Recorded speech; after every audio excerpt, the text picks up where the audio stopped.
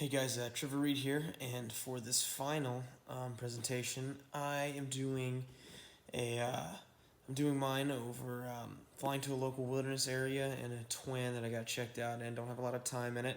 The state I'll be choosing would be Colorado, just simple because um, it's got various elevation points, density, altitude, things like that. So we'll go ahead and get into that.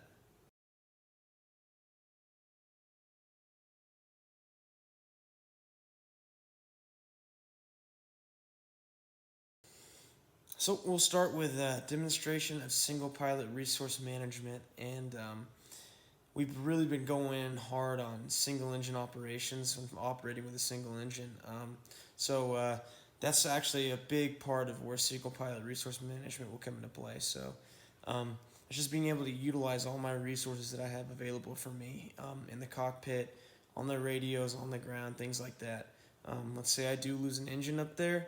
Am I by myself? If I am, I'm gonna have to be really on top of it. If I have somebody, a passenger, or somebody who's with me that knows how to fly, I can divvy up those tasks to make sure that we're safe and we make it through the flight. I can have the guy next to me run me through the checklist while I'm going through my memory checklist. I'm getting that. I'm having him back it up with it.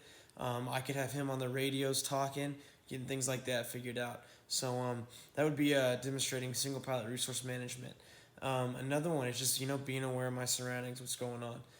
I'm in a high terrain or varying terrain place, so I need to be aware of things like that.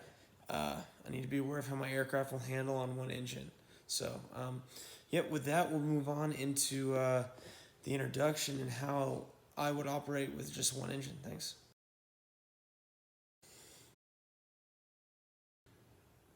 So I was told it's a hot day in a high terrain place, so obviously that means performance is not going to be as good as it normally would be. So you need to have that into consideration. So when we're looking at this, zero thrust versus feathering, would I need to feather the engine if it's out or leave it as it was?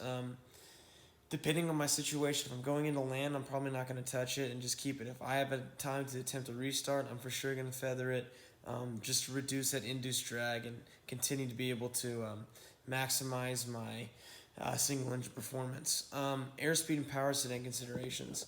VMC is going to change on a hot day like this and at a high altitude. So that needs to be taken into consideration as well. Maintaining straight and level flight, obviously, it's number one and important. Always maintaining aircraft control.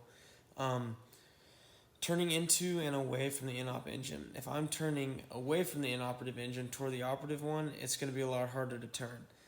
So I'm going to have to take that into consideration if I'm turning final or something. Climbs and descents. Climbing. Again, high altitude, different terrain area. Single engine climb performance may not be as good as it normally would at sea level, but so that I'd have to take that into consideration as well. Something I'd probably do before the flight. Effects of drag on a single engine performance. If I'm feathering that engine or not, the induced drag could be detrimental and really decrease my single engine performance. Um, Airspeed, gear, flaps, and propeller. Again, that depends on the situation and what is exactly occurring and when my engine's out. If I got a lot of altitude, I'll probably leave all those up. If I'm coming into land, I'm for sure bringing gear down, flaps and prop, and we'll go from there. Performance charts. I've got my accelerate go distance chart, accelerate stop distance chart to ensure that, hey, if I do lose an engine before I've rotated, before VMC, will I have enough room to stop? I know if I'm taking off in a high altitude place that my takeoff and landing distance is going to be increased for sure. And I'm also checking the single engine performance charts as well.